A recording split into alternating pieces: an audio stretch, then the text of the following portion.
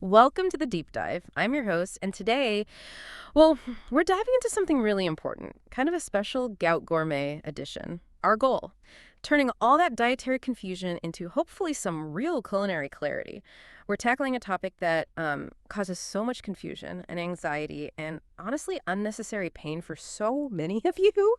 Chicken breast, purine levels, and how it all fits into your diet, especially if you're managing gout. If you're living with that awful pain, that discomfort gout brings, you know exactly how frustrating it is trying to figure out what to eat. You're one thing, then something totally different, and it just leaves you feeling I lost do. and restricted. And for those of you caring for someone with gout, maybe someone with really tough mobility issues, it can feel like, well, every meal is a challenge. You're constantly second guessing, trying so hard to help ease their suffering. But the good news, the really great news, is that today we're here to cut through that noise. We're going to debunk some myths, some really persistent ones, and give you clear, actionable insights, things you can actually use day to day. Our mission today is to kind of liberate your plate, show you that a gout-friendly diet doesn't have to be boring or bland. Honestly, it can open up a whole world of delicious, satisfying food. So, ready to unlock some secrets? Okay, let's unpack this. All right, let's dive right in because this is where so much of the confusion really starts.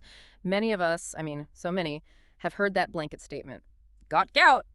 Avoid chicken breast, high in purines. Bad news.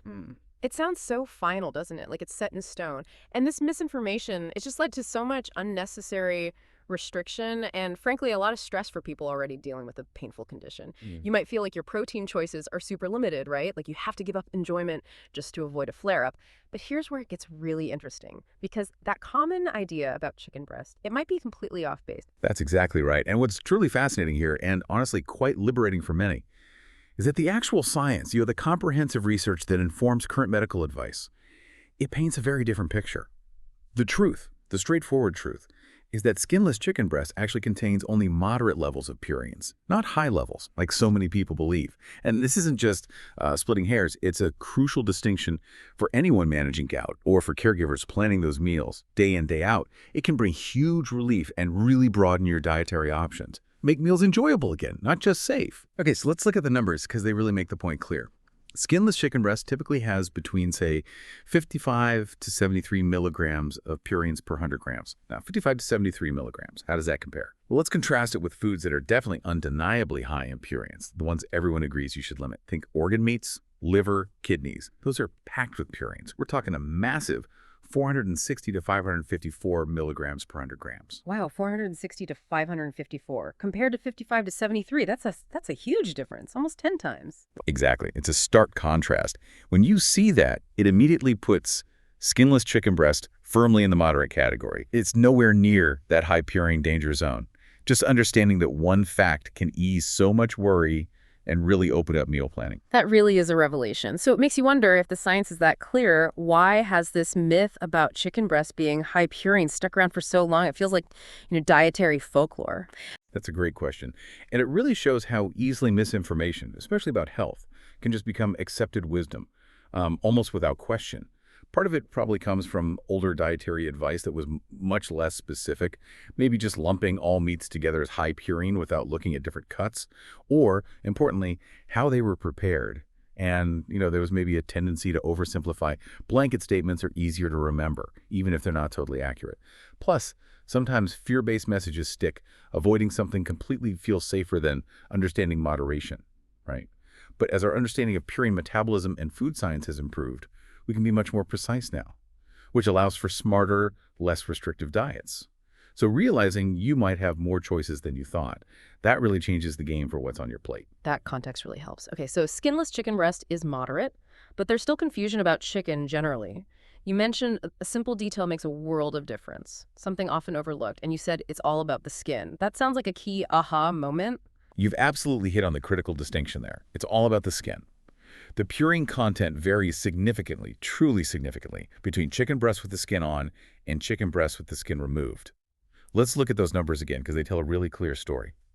Skinless, we said, is 55 to 73 milligrams per 100 grams, moderate.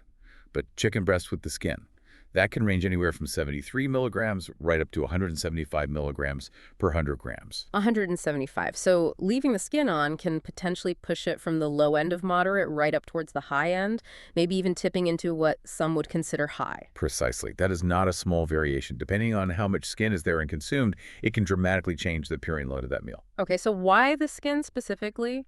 What's going on there that concentrates the purines? Is it just fat or something else? That's an excellent question, and it gets right to the biological reason. It's multifaceted, really. The skin itself is metabolically active tissue. It contains connective tissues, fat cells, other structures that are rich in cellular material compared to the muscle meat. And purines are building blocks of DNA and RNA, so more cellular material often means higher purine density. And yes, you mentioned fat. The skin is also where a lot of the chicken's fat is concentrated, particularly saturated fat. While purines are the direct concern for uric acid, a high intake of unhealthy fats isn't great for overall health or inflammation, and some studies suggest high fat intake might hinder uric acid excretion a bit too.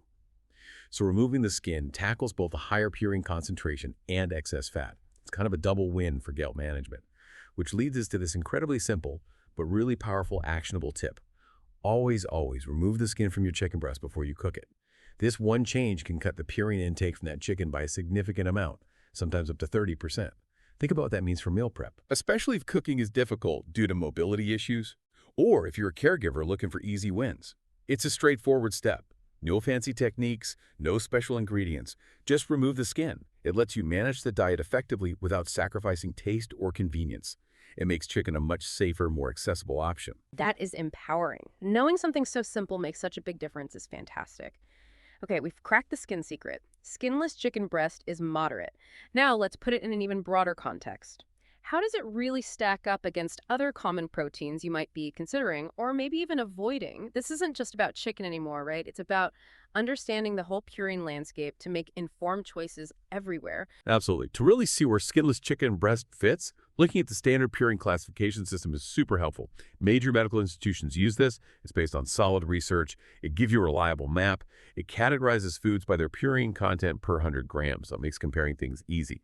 So let's walk through these categories, maybe with some everyday examples. At the very bottom, you have very low purines. That's typically 0 to 25 milligrams per 100 grams. These are generally your safest bets, things you can enjoy pretty freely. Think eggs, they're amazing, less than 10 milligrams. Avocados around 19 milligrams. Most fruits, apples, berries, many vegetables like leafy greens, carrots, potatoes, they all fall here. Great foundations for meals.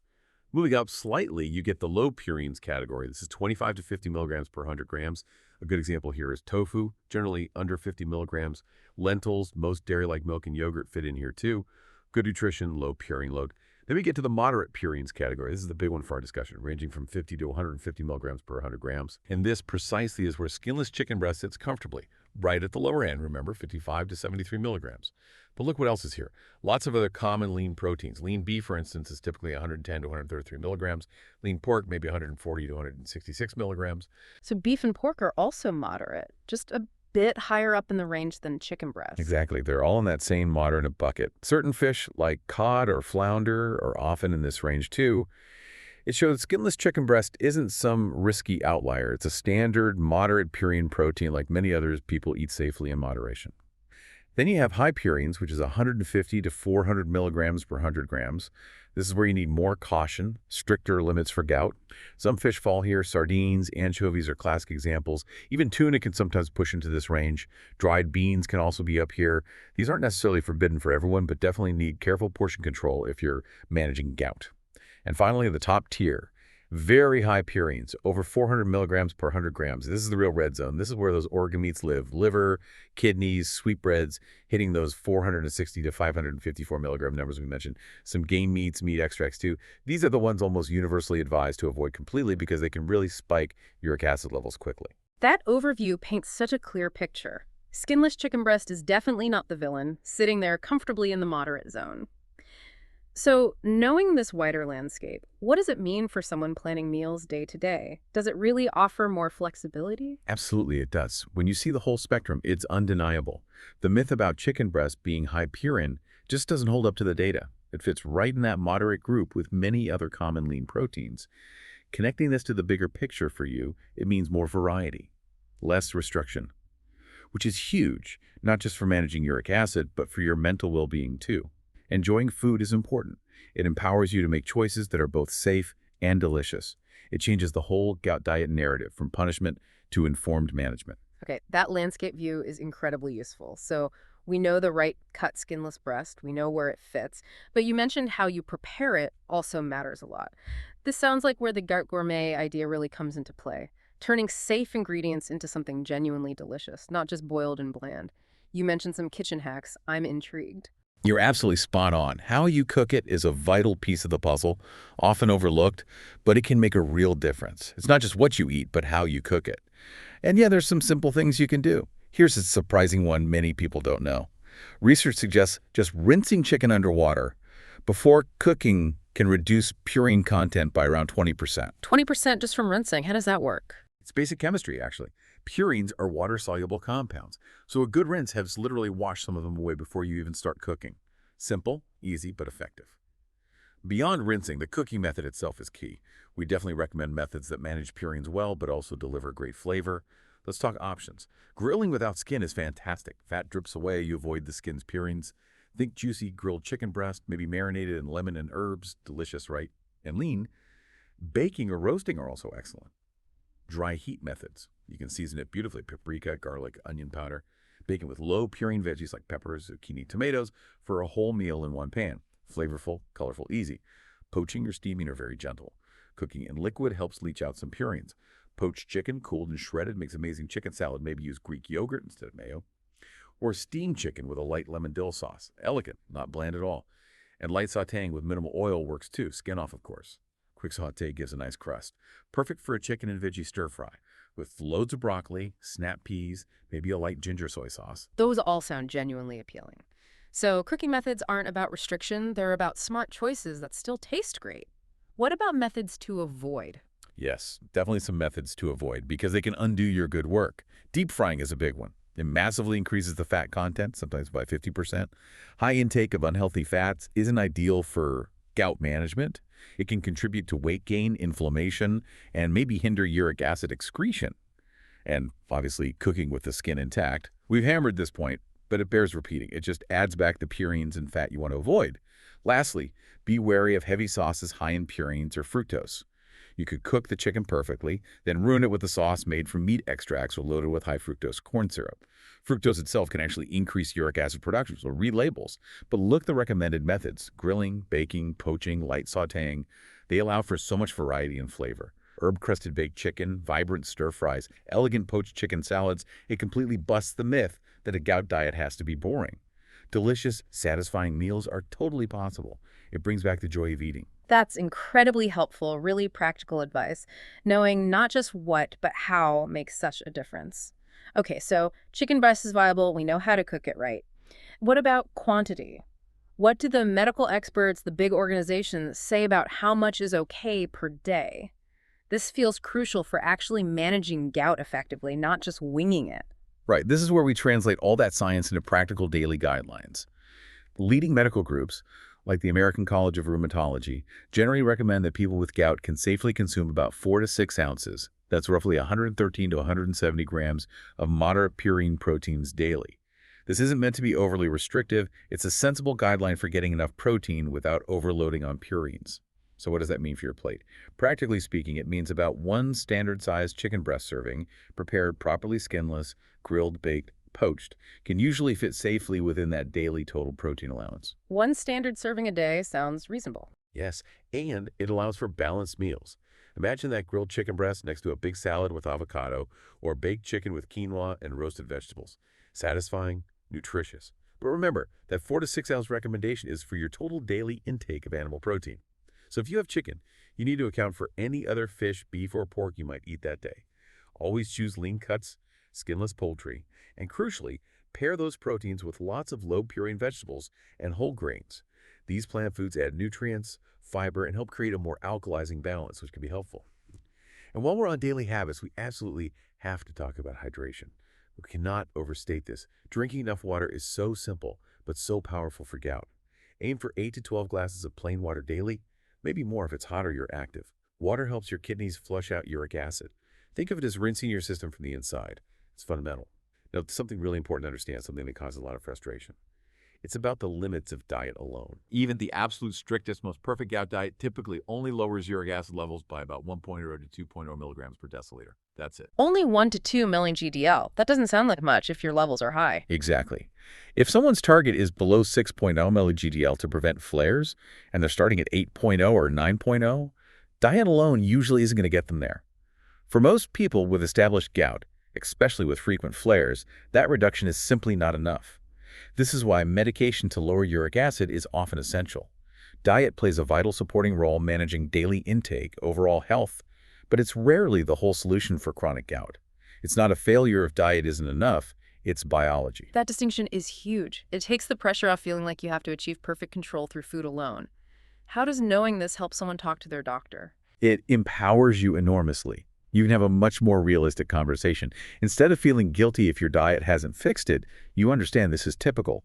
It helps you advocate for comprehensive treatment, including medication if needed, without feeling like you failed somehow.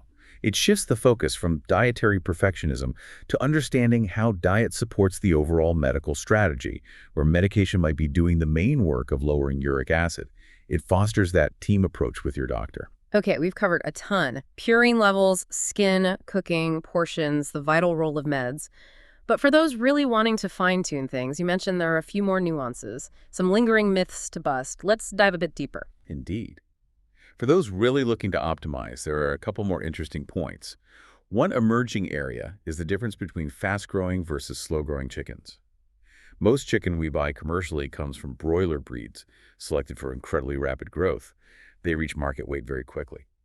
Some early research suggests these fast-growing birds might have slightly higher purine and uric acid levels in their tissues compared to slower-growing heritage breeds, which take longer to mature. Interesting. Why would that be? It makes metabolic sense. Rapid muscle growth requires intense protein synthesis and cell turnover, which means higher purine metabolism. These birds are basically metabolic machines geared for speed. Now, is it a huge difference? Does it bump them into a higher purine category? No. It's more a subtle distinction. Even chicken breast from fast-growing birds is still firmly moderate. It doesn't change our core advice about skinless prep and portion control, but for someone highly sensitive or really trying to optimize every single detail, choosing heritage or pasture-raised chicken, if it's accessible and affordable for them, might offer a slow edge. It's an interesting detail, though not a practical recommendation. Okay, let's tackle a few more common myths head-on. We need to clear these up. Myth 1. Chicken breast is high in purines. We've hit this hard, but let's nail it down again. Reality. Skinless chicken breast is moderate, 5573 millig 100 grams. Not high. This is the biggest one to correct in your thinking. Myth 2. White meat is always better than red meat for gout. Another oversimplification. Reality. While lean chicken breast, 5573 milligrams, is a bit lower than lean beef, 133 milligrams, both are moderate. The key is lean cuts and portion size, not just the color. A very lean piece of beef might be comparable to a fattier piece of chicken in terms of overall impact. Focus on lean and portion control for both. Myth 3. All chicken parts have the same purine content. Definitely not true. Reality. Purine levels vary. Breast is lowest, 5573 milligram. Thighs are higher, 110-159 milligrams. Legs are somewhere in between 98-110 milligrams. So while breast is lowest moderate, thighs can push towards high moderate or even high, especially with skin. Good to know if you're using other parts in cooking. Be extra mindful of portions with thighs and legs. Understanding these details helps you avoid unnecessary anxiety and make truly informed choices, not just follow old, potentially wrong rules. It gives you more confidence and flexibility. Fantastic. We've really unpacked so much today, from the surprising truth about chicken breast purines to smart cooking, portion sizes, medications role. Now let's bring it all together. Let's distill this down into really clear, practical steps you can take starting today to manage gout better and honestly enjoy your food more. Okay, let's make this super practical. We'll break it down into tips for active management versus long-term prevention. First, for active gout management. If you're dealing with symptoms now or actively working to lower high uric acid levels, consider limiting skinless chicken breast to about 3.5 ounces, roughly 100 grams, daily.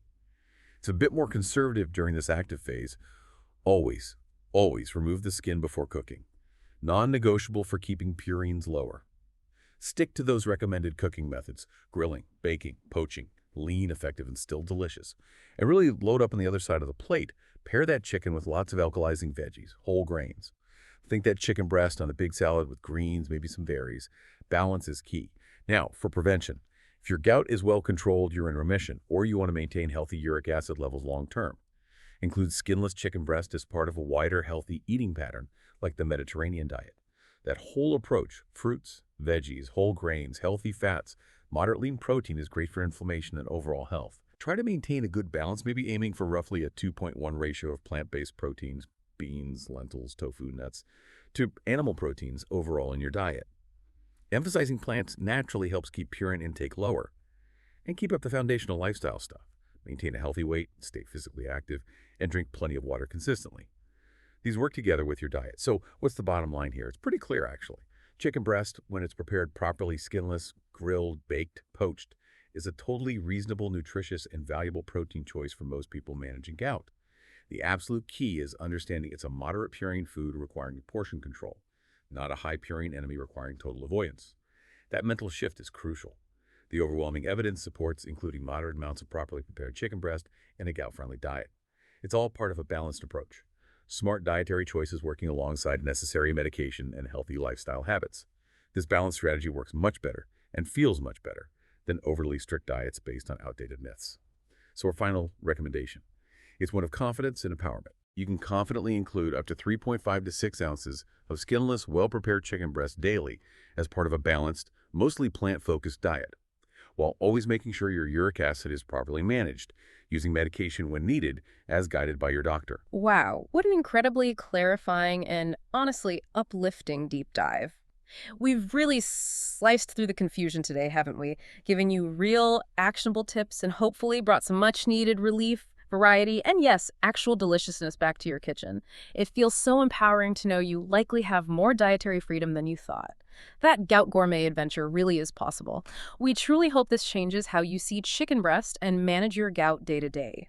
If this deep dive was helpful for you, or maybe for someone you know dealing with gout, please do subscribe to the deep dive wherever you get your podcasts. Please share this episode with anyone who could use this clarity and culinary liberation. And join us again next week for another deep dive. And remember, knowledge truly is your most powerful ingredient. You can craft a life well lived, even with gout. There's always hope for a more comfortable and definitely a more flavorful future.